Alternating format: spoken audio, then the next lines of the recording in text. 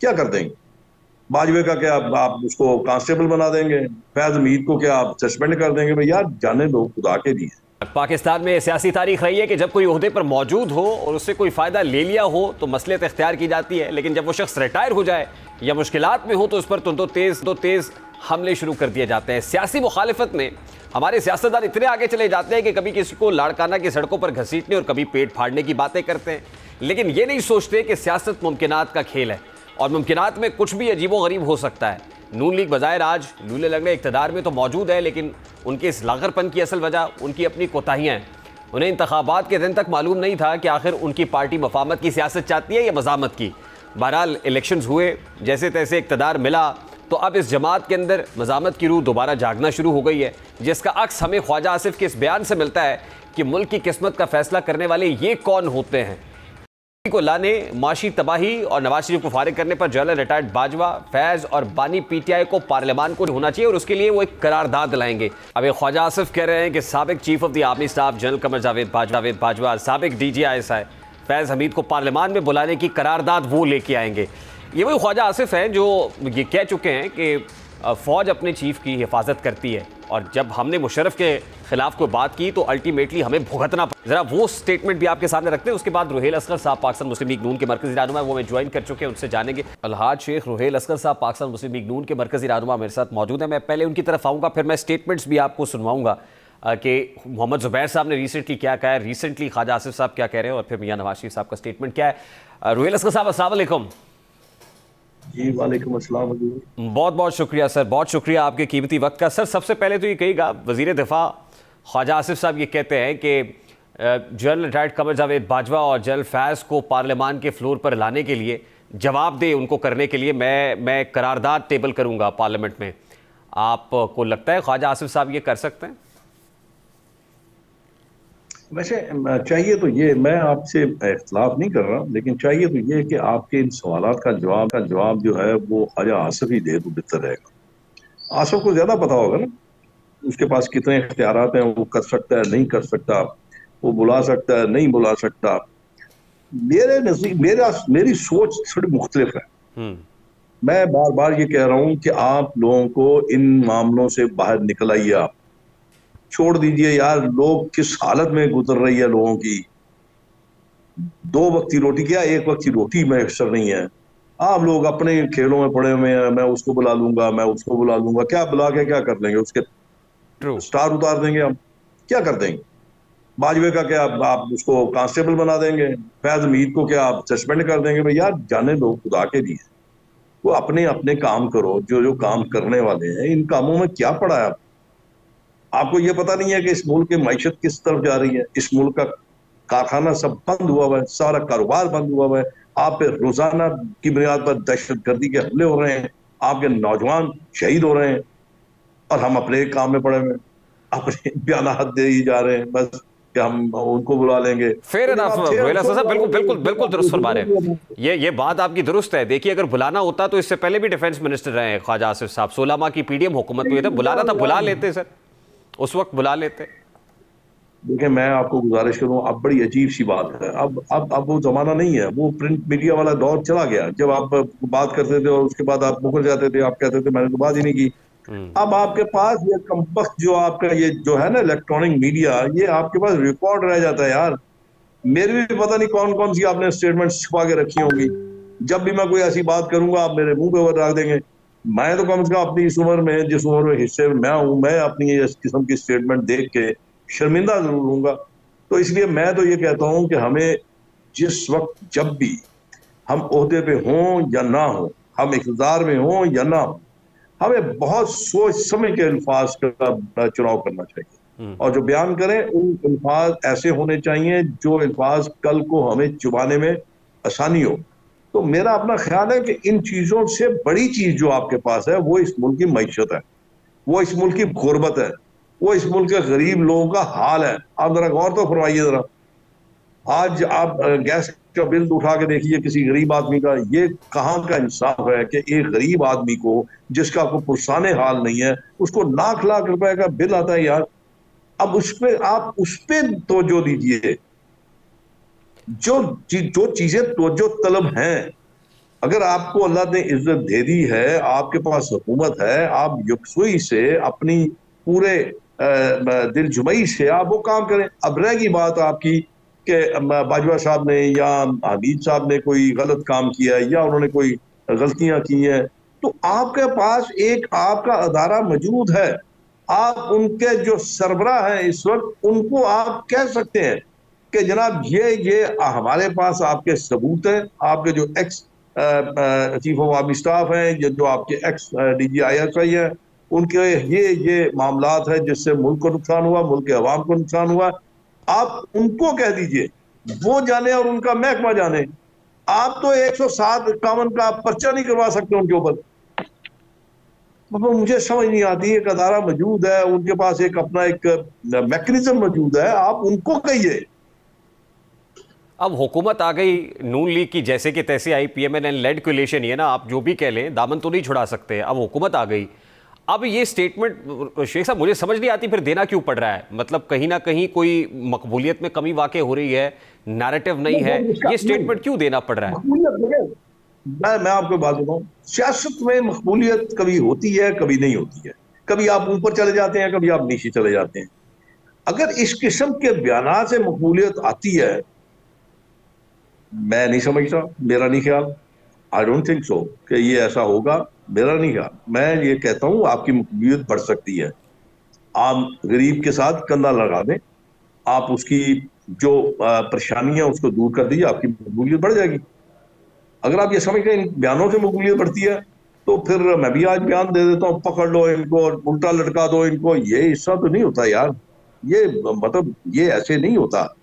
आपको एक policy policy आपको देनी पड़ती है। अगर आप समझते हैं कि कोई ज्यादती हुई है, तो आप उसको तदारक कर लीजिए, उसकी उसकी पेशबंदी कर लीजिए। अच्छा, ये अगर बात मैं आप जो दुरुस्त आपको कह रहे ये हैं सर, ये दुरुस्त कह रहे हैं आप, और लगता भी है इससे कि वो वक्त निकल गया। मतलब वो कहते हैं ना, लड़ाई में जो मौका उस वक्त याद ना है उसको बाद में मुंह पे मार लेना चाहिए।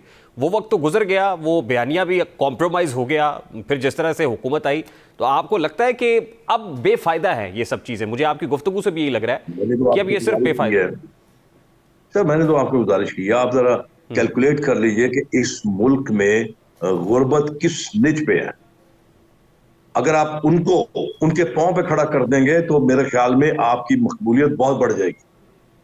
और अगर आप इस तरह बयान ना देते रहे और लोगों को खाने के लिए खाना ना दिया, उनके बिलों के साथ आपने कुछ बेहतर बर्ताव ना किया, तो क्या करेंगे?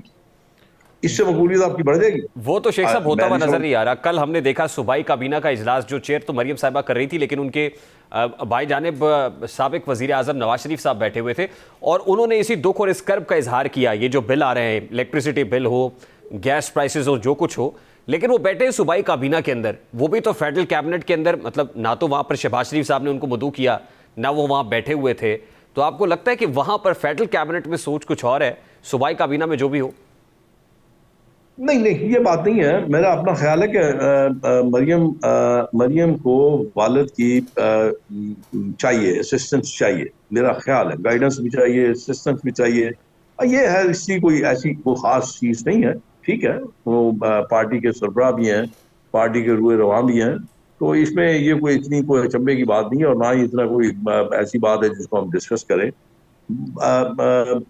और बहुत से मामला हैं जिनको आपकी तवज्जो चाहिए, आपके इनपुट चाहिए, आपकी कोई उसमें तजावीज चाहिए। अब लेकिन यहाँ पे एक और फिर देखे ना, आप भी गुस्सा कर जाएंगे ना। अब मुसीबत ये है कि यहाँ पे एक मुसीबत ये हुई है कि यहाँ पे हर कोई तो रस्तू बना हुआ है। अब कहने को तो सारे कह देते हैं, लेकिन ये बताएं इसको हल कैसे किया जाए, इसका हालात इसको ठीक कैसे किया जाए। अब देखिए, मैं आपको एक गुजारिश करता हूँ, मेरी छोटी सी आपसे जी एक जी। गुजारिश है। मतलब मैं आपसे, मैं जिस उम्र के हिस्से में मैं हूं, मैं तो इस मुल्क की खैर ही मांगूंगा ना, क्योंकि मेरा तो सारा कुछ यहीं पे है। मेरा जीना मरना इस मुल्क के साथ है। मेरा कोई बाहर, मुझे तो कोई चपरासी की नौकर नहीं देगा, तो मैं कहाँ जाऊं? मुझे रहना तो यही है, मरना भी यही है, मुझे जीना भी यही है, मेरा सब कुछ यहाँ पे है। तो मैं तो दुआ ही करता हूँ अल्लाह से कि खुदावंद करीम इस मुल्क को तरक्की दे, इस मुल्क को दुआम दे, इस मुल्क को मजबूत करे। और अब मैं ये बार बार ये कहता हूं कि हमें अब इन चीजों से बाहर आ जाना चाहिए, अपनी जाती प्रखार से, अपनी जाती अना से, अपनी जाती मुखालफत से हमें उठ के सोचना है। इस मुल्क के लिए सोचना है, मुल्क के आवाम के लिए सोचना है।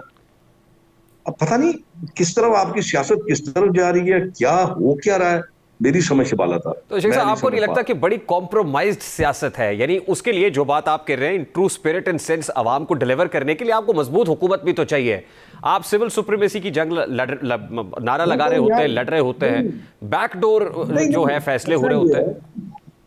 देखिए मैं आपको गुजारिश करूं, ऐसा ये है कि आपको पॉलिसीज बनाने में तो कोई चीज माने नहीं है ना। आप पॉलिसीज बना सकते हैं, आप अपने बैरूनी दोस्तों से राब्ता कर सकते हैं। अब देखिए, मैं आपको ये बात आप मनफी ना लीजिएगा, मैं ये बात वैसे आपके साथ शेयर करता हूँ। जी देखिए मैं हमेशा ये बात करता हूँ, हमारे मुल्क के साथ तीन बड़ी अहम चीजें हैं। पहली चीज, आप पाकिस्तान जो है, पाकिस्तान इस्लामी जमहूरिया पाकिस्तान दुनिया के सारे इस्लामी ममालिक से सबसे बड़ा स्टेट है। आपके पास जो फौज है वो दुनिया की बेहतरीन फौज में से आती है, आपकी इंटेलिजेंस बेहतरीन इंटेलिजेंस है। और सबसे बड़ी बात, जो इंपॉर्टेंट बात जो मैं आपकी अर्ज करता हूँ, आप एक न्यूक्लियर स्टेट है। अब मुझे ये बताएं कि ये सब कुछ जो आपके पास है, इसके बाद भी आप अगर तनहा रहते हैं, इसके बाद भी आप अगर अपने आप को ये समझते हैं कि आप बहुत कमजोर हैं, आपका कोई पुरसाने हाल नहीं है, तो फिर अल्लाह ही मालिक है। फिर इसका मतलब है कि आप अपने पैरों पे खुद खड़ा नहीं होना चाहते। आप अपने बैरूनी दोस्तों से बात कीजिए, आप उनसे राब्ता कीजिए, आप उनसे कहिए, आप उनको अपने ऑन बोर्ड लीजिए। पाकिस्तान को आप निकाल सकते हैं इस टर्मोइल से।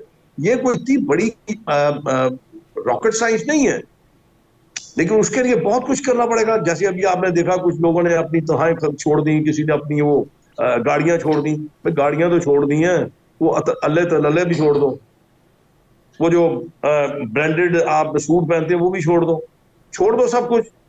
अपने आप को ले आओ जमीन के ऊपर, जो एक आम आदमी की जिंदगी है उस पर ले आओ, और तुम्हें पता भी चले कि आम आदमी क्या रहा है। तो इस तरह एक तनहा छोड़ देने से, एक तनहा ना लेने से, या एक गाड़ियों के इंतराज छोड़ देने से आपका काम तो नहीं खत्म होएगा, ये तो नहीं खत्म होएगा। बिल्कुल। अच्छा इसके लिए आपको प्रैक्टिकली आगे बढ़ना ये होगा। बात आपकी दुरुस्त है शेख साहब। लास्टली एंड वेरी क्विकली, मतलब आप बड़े जीरक सियासतदान है, सीजन्ड पॉलिटिशियन है सर, अभी जो हुकूमत बनी है, देखिए हुकूमत बनी बाद में है, पहले ये सवाल उठना शुरू हो गए, पूरे तरीके से स्टेबल हुई नहीं है, पैरों पे खड़ी नहीं है, कि कहीं पीपल्स पार्टी पैर ना खींच दे, कहीं फॉरवर्ड ब्लॉक ना बन जाए, कहीं को अदम एतमाद ना आ जाए।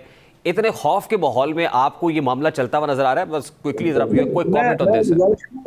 जी मैं जी आपको गुजारिश करूं, यहाँ पे आपको बड़े दलेराना फैसले करने पड़ेंगे, बड़े बड़े ही अपना स्ट्रांग फैसले करने पड़ेंगे, मजबूत फैसले करने पड़ेंगे। अगर कि आप समझते हैं कि आपको कोई ब्लैकमेल कर रहा है, आप समझते हैं कि आपकी इस कोalition गवर्नमेंट को कोई इस्तेमाल करने की कोशिश कर रहा है, सौ बिस्मिल्लाह, उठिए, जाइए और जाके आप वजीर आजम हाउस की चाबियां उसको पकड़ा दीजिए, जो ज्यादा शौक रखता है। उसके ये आइए, हम आपका साथ देते हैं, कंधा आपके साथ चलाते हैं, आइए आप इस मुल्क को इस मुसीबत से निकाल लें। तो ये इसका बेहतरीन, लेकिन उसके लिए आपको कदम उठाना पड़ेगा, जो मैं आपको अर्ज कर रहा हूं। फिर दूसरा जो आपके पास हल है, आप एक कान से सुन के उसी कान से निकाल दें, और अपना फोकस आप अपने उन मसाइल की तरफ करें जो इस मुल्क के बुनियादी मसाइल हैं लोगों के, वरना तो फिर चलता रहेगा। और मैं एक और यहाँ पे आपसे अर्ज कर दूं, जी। आपकी विसासत से, फिर एक वक्त ऐसा भी आएगा कि लोगों का इत्मीनान आपके इस सिस्टम से उठ जाएगा, वो खतरनाक चीज होगी। और आपको नहीं लगता कि स्लोली ग्रेजुअली उस तरफ मामला जा रहा है, अगर यहाँ पे ना संभाला गया? मैं यही तो आपको अर्ज कर रहा हूँ ना, इसको कौन रोकेगा? आप तो नहीं रोक सकते, मैं तो नहीं रोक सकता इसको, तो आपको खुद मिलके बैठ के सोचना है। तो सबका फ्यूचर है इसमें अकेला मुस्लिम लीग का फ्यूचर नहीं है, इसमें बाकी सारी जुमला सियासी जमातों का फ्यूचर है। बहुत तो उसके बहुत लिए सबको सोचना है। वेरी ट्रू शेख रुहेल असगर साहब, बहुत बहुत शुक्रिया आपके वक्त के लिए। अलहाज शेख रुहेल असगर नून के मरकजी रहनुमा हमारे साथ मौजूद थे। जाहिर है ये कंसेंसस डिसीजन होंगे, मिलके चलेंगे तो मामला आगे होगा, लेकिन ये जो पॉलिटिकल नैरेटिव्स हैं at this point in time, इनको अब इसकी क्या ज़रूरत है? ख्वाजा आसिफ साहब ने जो स्टेटमेंट दिया, 16 माह की पीडीएम हुकूमत में वजीर दिफा थे, बहुत कुछ कर सकते थे, खिताबात तो किए, मुनासिब होता तब ख्वाजा आसिफ जल बाजवा और फैज़ हमीद को बुलाते, करारदाद असम्बली में पेश करते। सियासतदानों के नज़दीक आवाम को बेवकूफ़ बनाना सबसे पसंदीदा मशगला है, इसीलिए तो ख्वाजा आसिफ ने बयान दिया और ना ही अभी कुछ वक्त पहले ही की बात है कि वो खुद कहते थे कि फ़ौज अपने चीफ्स को प्रोटेक्ट करती है, और वो स्टेटमेंट हमने आपके सामने रखा। और आज हम इसलिए ये बात कर रहे हैं कि पाकिस्तान मुस्लिम लीग नून के अपने ज़ौमा ये बताते रहे हैं कि एक तरफ तो सिविलियन सुप्रीमेसी की जंग लड़ी जा रही थी, तो दूसरी तरफ वो कैसे बंद कमरों के अंदर जाकर मुलाकातें कर रहे थे क़यादत की बापर।